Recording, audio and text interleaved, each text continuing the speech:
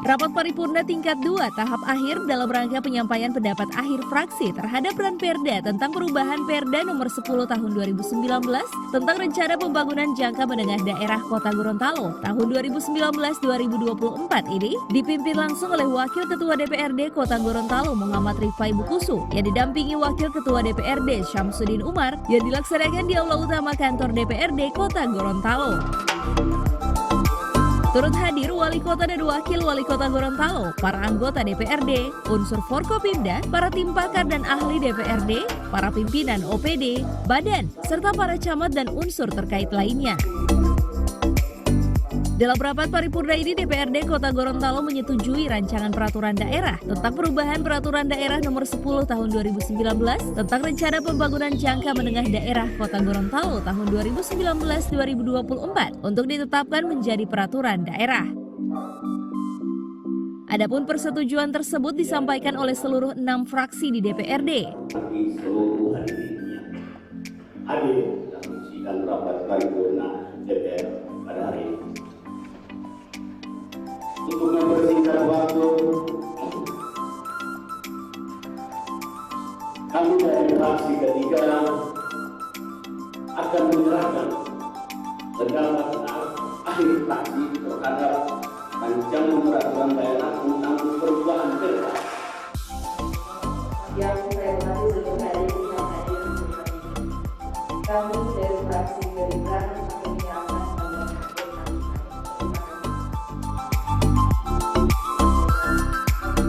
Wakil Ketua DPRD Kota Gorontalo Muhammad Rifai Bukusu mengatakan persetujuan perubahan RPJMD sudah sangat penting dilakukan. Pasalnya RPJMD tersebut digunakan oleh pemerintah daerah dalam melaksanakan berbagai program pembangunan hingga 2024 mendatang.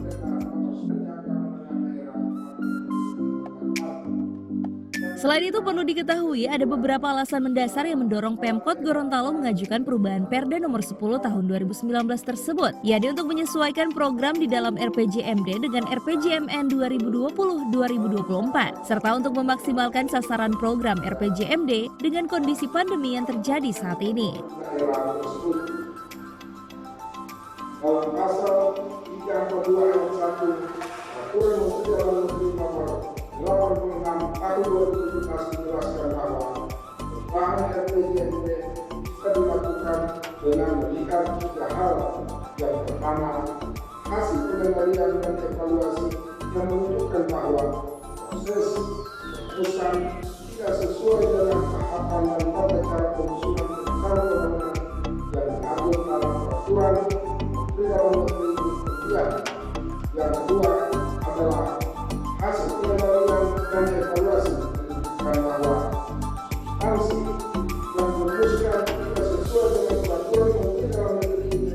Dan yang terakhir adalah dikarenakan terjadinya perubahan yang mendasar yang mencakup terjadinya bencana alam, bencana politik, krisis ekonomi, konflik sosial dan budaya, gangguan keamanan, pemekaran daerah atau terjadinya perubahan kebijakan. Fraksi Demokrat menyatakan menyerahkan langsung satu persatu yang fraksi dari Demokrat sudah